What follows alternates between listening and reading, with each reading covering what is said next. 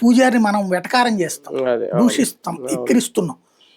మన స్వామీజీని మనమే ఎక్కిరిస్తుంటాం. ఈవెన్ మన ప్రసాదాన్ని, పులిహారని, దద్దోజనాన్ని జబర్దస్త్ జోకుల్లో వేస్తున్న మనం సరదాగా నవ్వుకుంటుంటాం మన ప్రసాదాన్ని. ఇదే పనిని వాళ్ళకి సంబంధించిన దాంట్లో ఏదైనా చేయమనండి, పీకల గోసవతలు పడేస్తారు.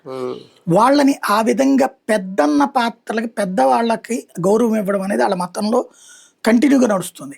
ఆ పెద్దలు వాళ్ళ మతపు భవిష్యత్ అవసరాల రీత్యా ఆలోచిస్తారు.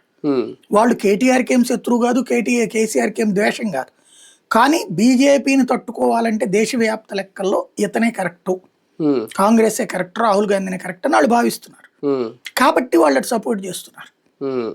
లేకపోతే ఓవైసీ చేయొచ్చు కదా. కానీ తెలంగాణలో compare to BJP, Congress, BRS లో నాయకత్వ లోపం లేదు. నాయకత్వం ఈ మధ్య కాలంలో నాయకత్వ పరంగా కేటీఆర్ లో ఎలాంటి లోపం లేదు.